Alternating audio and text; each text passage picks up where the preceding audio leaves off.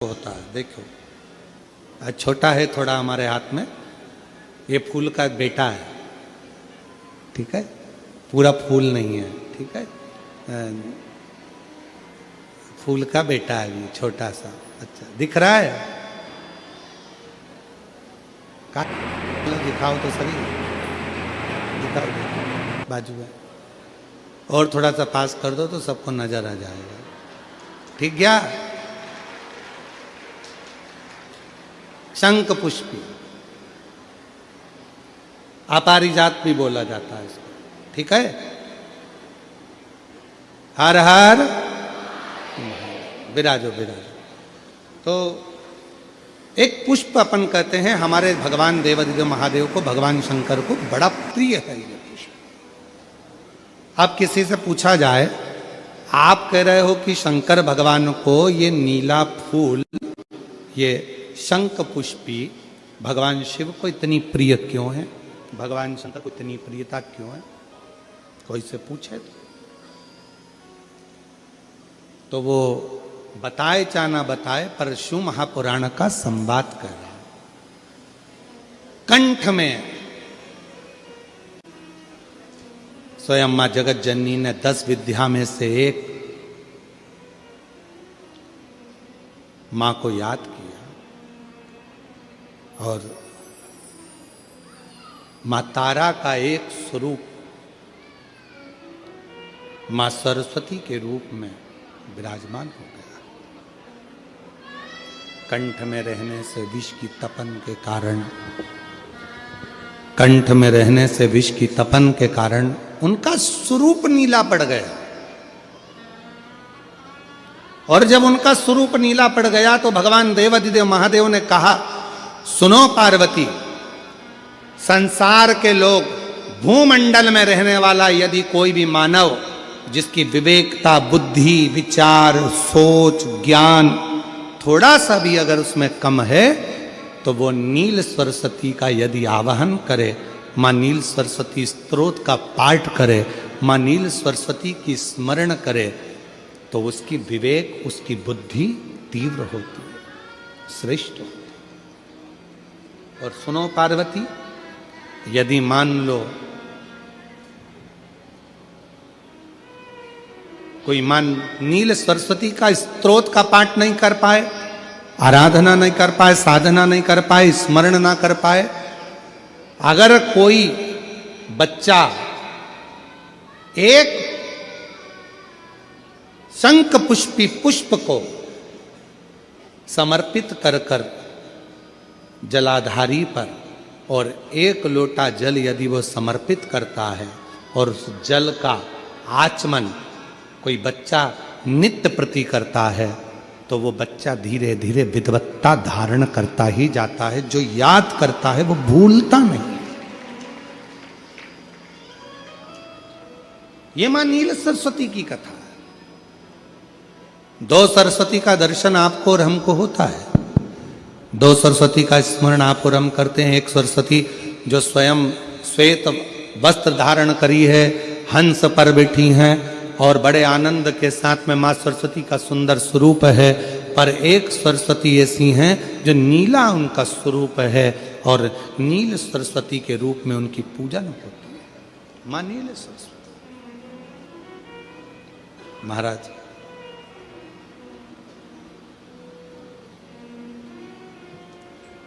जैसे कोई कोई बच्चे ऐसे होते हैं कि जन्म लेने के बाद में उनकी राल टपकती रहती है, विद्वान नहीं हो पाते, पलंग पर पड़े रहते हैं, पांव हाथ काम नहीं करते हैं, और डॉक्टरों का इलाज चलता रहता है, पर वो रिटर्न नहीं आ रहा है। ये इनको बढ़ाओ ना। बच्चों की मुख से राल टपकती रहती है, विद्वत्ता नहीं रहती, माइंड थोड़ा सा कमजोर होता है, और शरीर भी उनका थोड़ा शिथिल रहता है शरीर। तो कई लोग कह देते हैं कि ये बच्चा थोड़ा जल्दी जन्म ले लिया, इसलिए ऐसा हो गया, प्रीमेच्योर हो गया, ऐसा हो गया, वैसा हो गया। दवाइयाँ भी चलती हैं, इलाज भी चलता है, पर उसका कोई लाभ नहीं मिल पाता, और वो बच्चा पलंग पर पड़ा रहता है, राल टपकती रहती है, बुद्धि काम नहीं करती। छोटे छोटे भले वो 20 साल का हो गया, पर 8-10 साल के बच्चों जैसी उसमें विवेकता होती है, बुद्धि होती है। मेरा निवेदन है उन माताओं से, थोड़ी मेहनत आपको करना पड़ेगी उस बच्चे के लिए। अष्टमी, नवमी और चतुर्दशी 3 तिथियां पकड़ कर रखना। कौन कौन सी? जम के बोलो। अष्टमी, नवमी, चतुर्दशी। ये 3 तिथियां ऐसी हैं, चतुर्दशी अमावस्या की भी और चतुर्दशी पूर्णिमा की। अष्टमी नवमी अमावस्या की भी और अष्टमी नवमी पूर्णिमा की। ये वो तिथियां हैं जिन तिथियों में मां नील सरस्वती का स्तोत्र का पाठ कर कर एक शंख पुष्पी पुष्प, एक अपारिजात का पुष्प जलाधारी पर रखकर 7 बार अगर जल का पात्र से जल चढ़ाया जाए और उसी जल को कटोरी में झेल लिया जाए, उस जल को 3 दिन तक लगातार यदि सुबह दोपहर शाम रोज उस बच्चे को देना चालू करिए, उसके हाथ पैर भी काम करना प्रारंभ करेंगे, उसकी बुद्धि भी काम करना प्रारंभ करेगी। जो वो पलंग पर पड़े पड़े राल टपकाता रहता है, उसको लोग कहते हैं कि 18 साल का हो गया और दिमाग केवल 10 साल का है, 5 साल का है, उसमें धीरे धीरे बुद्धि प्रबल होना प्रारंभ हो जाएगी और वो भी एक दिन कार्य करना प्रारंभ कर देगा। जिसको प्रीमेच्योर बच्चे भी कहते हैं। लोग कहते हैं ये बच्चा जल्दी हो गया था, ये बच्चा बीमार पड़ गया था, बचपन में इसको कोई इंजेक्शन ऐसा लग गया था, बचपन में ऐसा हो गया था, बचपन में वैसा हो गया था, गर्भाशय का जल उसके मुख में चले गया था, तो ये बच्चे की ऐसी गति हो रही है। उस बच्चे के लिए अगर आपके आसपास के क्षेत्र में भी कोई बच्चा ऐसा है तो उसको मां नील सरस्वती का स्मरण जरूर कराएं।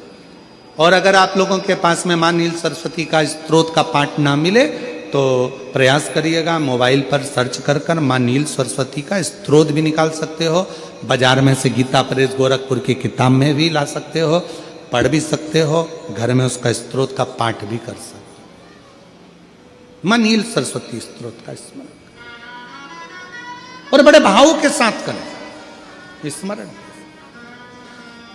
और कोई माताएं कह देती हैं, कोई बच्चा कह देता है मम्मी मुझे याद नहीं होता, याद करता हूं परीक्षा हॉल में जाकर भूल जाता हूं, मैं कुछ पढ़ता हूं बाद में जाके भूल जाता हूं, स्मरण में नहीं रहता। तो उनसे भी निवेदन है, आप मां नील पाठ नहीं पढ़ सकते, स्तोत्र नहीं कर सकते, संस्कृत में नहीं पढ़ सकते, तो मां नील सरस्वती के नाम से अष्टमी, नवमी और चतुर्दशी के दिन एक शंख पुष्पी पुष्प को, नीला कलर का जो फूल होता है बेल में लगा होता है, जो शिव जी को अति प्रिय होता है, उस पुष्प को आप जलाधारी पर रख दीजिए। जलाधारी जानते हो ना सब लोग, शिवलिंग पर नहीं, जलाधारी पर रख दीजिए और जल चढ़ाना 7 बार प्रारंभ करिए।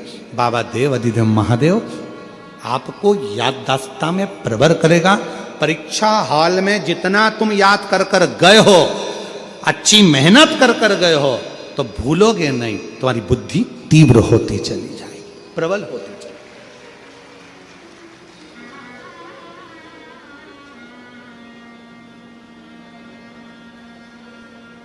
आजकल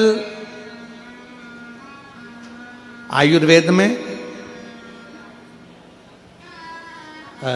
आप लोग अगर आयुर्वेदिक दवाइयाँ लेते होंगे, आयुर्वेद वालों के पास यदि जाते होंगे, तो वो भी अगर बच्चा पढ़ने में कमज़ोर है, बुद्धि से कमज़ोर है, तो उसको शंख पुष्पी की चाय पीने का भी कहते हैं। बाजार में आती होगी शायद, है भैया कह रहे हैं कि बाजार में वो चाय भी मिलती है, नीली चाय। महाराज याददाश्ता के लिए, उसको प्रबल करने के लिए लोग शिव कथा कर रही है। कौन सी सरस्वती? जम के बोलो, जम के जरा, पूरा तो नाम बोलो, मां नील सरस्वती। तुमने डायरेक्ट कह दिया नील सरस्वती। मां कौन लगाएगा? मां है ना अपनी, तो उसका संबोधन पूरा होना चाहिए। कौन सी सरस्वती? मां नील सरस्वती का स्मरण सुख देगा, आनंद देगा।